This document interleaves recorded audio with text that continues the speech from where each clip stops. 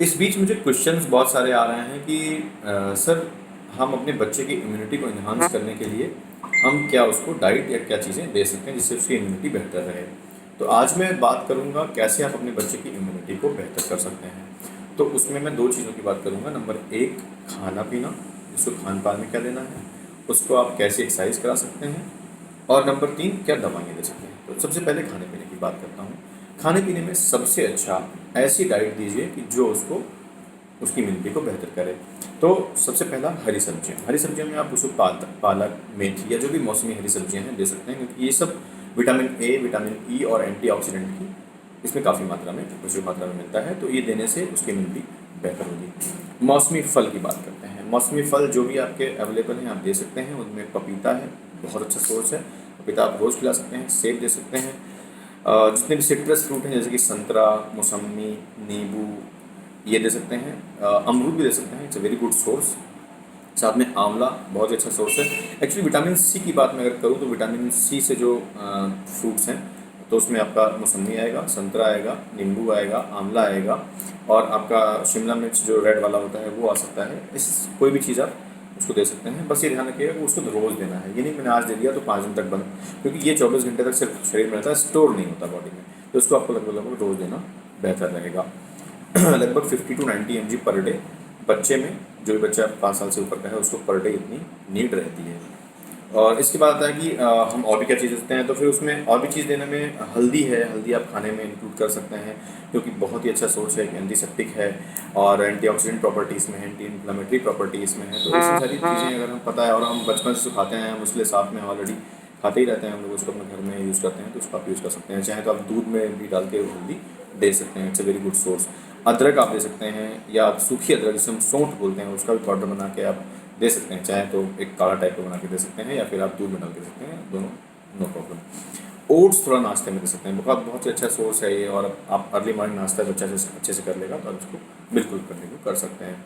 साथ में dry fruits की अगर मैं बात करूँ तो ड्राई फ्रूट्स में आप इनको बच्चों को काजू दे सकते हैं, बादाम दे सकते हैं, अखरोट एक बहुत ही अच्छा सोर्स है, मूंगफली आप दे सकते हैं, कोई दिक्कत नहीं है। इन सब चीज़ों को आप थोड़ा सा नाश्ते में इंक्लूड करें। साथ साथ सबसे इम्पॉर्टेंट है खाना। अब खाने में क्या देना है, मैंने आपको कुछ चीज़ें बता दी कि ये चीज़ें देनी है। खाना हमेशा ताज़ा दीजिए, तुरंत का बना दीजिए, और हो सके तो थोड़ा सा गुनगुना रहे तभी दीजिए। पुराना खाना या शाम का बना हुआ सुबह, या फिर सुबह का बना हुआ शाम को, प्लीज़ इसको अवॉइड करिए जब तक ये पैंडेमिक चल रहा है। और बाद में भी आपको अवॉइड करना ही चाहिए, क्योंकि ये अच्छा नहीं है आपके बच्चे के लिए। इसके बाद है कि और भी क्या चीज़, फ्लूइड में क्या दे सकते हैं पीने के लिए। तो पीने में आप उसको छाछ दे सकते हैं, नारियल पानी दे सकते हैं, आप उसको दही दे सकते हैं, बहुत अच्छा, बिकॉज एक अच्छा प्रीबायोटिक होता है ये। तो इसलिए इसको आप प्रतिदिन दे सकते हैं और उसको यूज़ कर सकते हैं। साथ में शिकंजी दे सकते हैं, आप इसको बना के शरबत बना के दे सकते हैं बच्चे को, नींबू पानी बना के दे सकते हैं आप, ORS दे सकते हैं। तो ये मतलब बॉडी में फ्लूइड का सोर्स अच्छा खासा रहेगा, उससे बच्चे को काफ़ी हद तक आराम रहेगा। बच्चे को अगर आप, ये होगी कि भाई जो बच्चे वेजिटेरियन हैं या फिर जो फैमिलीज वेजिटेरियन, उनके लिए ये सब चीज़ें सोर्सेज हैं। ऐसा नहीं नॉन वेजिटेरियन वो नहीं खा सकते, नॉन वेज वाले भी इसको यूज़ कर सकते हैं, लेकिन जो नॉन वेज हैं उनको कुछ चीज़ें हम और ऐड कर सकते हैं। एग्जाम्पल, अंडा एक बहुत ही अच्छा सोर्स है, और अंडे को मैं ख्याल से पूरा खाना चाहिए। बच्चों में कोई कोलेस्ट्रॉल की दिक्कत नहीं आती है, तो आपको पूरा लगभग बच्चों को देना चाहिए, बिकॉज हाफ उसमें प्रोटीन येलो पार्ट में रहता है, हाफ वाइट पार्ट में रहता है। तो उसको आप फेंक देंगे तो मतलब आप जस्ट यू आर गिविंग 50%। तो मेरे ख्याल से आपको फिर भी पूरा का पूरा अंडा आपको देना चाहिए, उबाल कर उसको आप नॉर्मल दे सकते हैं। इसके बाद एक फ़िश में अगर साल्मन फ़िश मिल जाए, बहुत अच्छी फ़िश हैं, जो भी लोग शौकीन होते हैं वो लोग खा सकते हैं। और फ़िश एक अच्छा सोर्स होता है विटामिन डी का, विटामिन ए का और विटामिन ई का। साथ में उसमें एंटीऑक्सीडेंट्स बहुत सारे हैं, तो बहुत ही अच्छा सोर्स होगा मेरे ख्याल से। आप अगर चिकन या मटन खाते हैं तो आप चिकन और मटन अपने घर में साफ़ सुथरा बना हुआ ज़रूर खा सकते हैं, प्रयोग में ला सकते हैं। इसके बाद आपकी दवाएँ, दवाओं में क्या दें।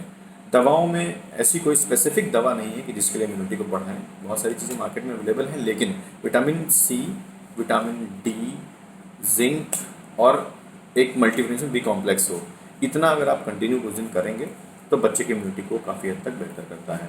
तो आप अच्छा होगा कि आप इसको विटामिन सी का सोर्सेज मैंने बता दिए बहुत सारे, ये सब चलाने ही हैं। और ध्यान रखिएगा कि ये सोर्सेज जो मैंने बताए हैं खाने वाले, ये बिल्कुल मेडिसिन के लिए प्लीज़ कोई यूज़ मत करिए कि इसको हम दें और उसकी बीमारी को ट्रीट कर लेंगे। ये अपनी इम्यूनिटी को इन्हांस करेंगे।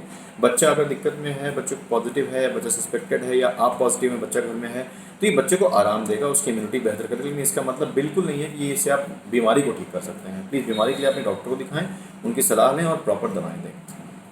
तो ये चीज़ें करेंगे तो बहुत अच्छा होगा। साथ में आता है कि बच्चा एक्सरसाइज क्या करे। अगर बच्चा घर में, देखिए इसमें लॉकडाउन है, आप घर से बाहर नहीं निकल सकते हैं, तो घर में ही बच्चे को लॉन में या फिर आपके गार्डन में या फिर बरामदे में या फिर कमरे के आसपास कहीं पे बच्चे को थोड़ा सा वहीं पे खेल कूद करने दीजिए। जैसे कुछ भी एक्स्ट्रा एक्स्ट्रा दौड़ भाग की एक्टिविटी हो, खेले बच्चा, अच्छी बात है। अपने गार्डन में घूमें और ये सब करें, ठीक है। साथ में अगर आप बच्चा बच्चा अगर बड़ा है, 5 साल से ऊपर का है, अगर आप उसे प्लीज़ योगा करा सकते हैं तो थोड़े से कुछ एक्सरसाइजेज हैं वो आप करा सकते हैं, योगा करा सकते हैं। योगा बहुत अच्छी चीज़ है, प्राणायाम कराना बहुत अच्छी बात है। उससे आपके लंग्स काफ़ी बेहतर रहते हैं, माइंड भी अच्छा रहता है और बच्चा थोड़ा सा चुस्त दुरुस्त और फुर्तीला भी रहता है। तो मेरे ख्याल से अगर हो सके तो बहुत अच्छा होगा कि आप उसको कुछ प्राणायाम कराएं, जैसे कि अनुलोम विलोम, भस्त्रिका और भ्रामरी। ये चीज़ें अगर वो कर सके तो उसको कराइए, नहीं करते तो सिखाइए। मेरे ख्याल से इसके साथ आपका भी थोड़ा सा साथ में एक्सरसाइज हो जाएगा और बच्चे के लिए भी बहुत अच्छा रहेगा। तो मेरे ख्याल से हमें इन चीज़ों को प्रॉपरली फॉलो करना पड़ेगा। ये आने वाला टाइम जो है वो थोड़ा सा, जो एक्सपेक्टेशंस हैं, जो लोग बता रहे हैं, रोज़ पेपर्स में आ रहा है, रोज़ न्यूज़ में आ रहा है कि third wave, third wave, third wave, तो मेरे ख्याल से अगर थर्ड वेव आएगी तो हमें उसके लिए तैयार रहना चाहिए। हम बच्चों को तैयार इस तरह कर सकते हैं कि उनको हम इम्यून सिस्टम उनका हम स्ट्रांग रखें, जिससे कि वो आने वाली दिक्कतों से लड़ सकें। पैनिक बिल्कुल मत होइए, क्योंकि लगभग अभी तक दोनों जो वेव्स आई हैं, फर्स्ट वेव की बात करूँ या फिर सेकंड वेव की बात करूँ, तो जो अभी तक पैटर्न चला है वो पैटर्न ये चला है कि बहुत सारे बच्चे, लगभग 96 to 97% बच्चे घर में ही नॉर्मल छोटी मोटी दवाओं से ही ठीक हो गए, उनको ज़्यादा देने की ज़रूरत नहीं पड़ी। 1-2% जो थे उनको ज़रूरत पड़ी एडमिट करने की, और इस बार थोड़ा ज़्यादा पड़ी क्योंकि ओवरऑल पॉपुलेशन में ज़्यादा पड़ी है। तो पैनिक बिल्कुल मत होइए और अपना ध्यान रखिए, घर के अंदर रहिए, मास्क पहनिए, हाथ सैनिटाइज करते रहिए, सोशल डिस्टेंसिंग का पालन करिए और बच्चों को घर से बाहर बिल्कुल मत जाने दीजिए। सबसे ज़रूरी बात यह है, प्लीज़ प्लीज़ बच्चों को जितना हो सके घर के अंदर रखिए। किसी भी सोशल गैदरिंग में, शादी विवाह, बाहर जाना घूमना, इसमें बिल्कुल भी बच्चों को इन्वॉल्व मत करिए। पार्क में खेलने का आदत कुछ दिन के लिए बंद कर दीजिए। पार्क में जाना ही बच्चों के लिए घातक हो सकता है। बच्चा अगर 2 साल से छोटा है या 3 साल छोटा है, अगर वो मास्क नहीं लगाता है तो भी कोई दिक्कत वाली बात नहीं है, लेकिन 3 साल से ऊपर के बच्चों को ज़रूर मास्क पहनना सिखाइए, मास्क पहना कर रखिए। थैंक यू, नमस्ते।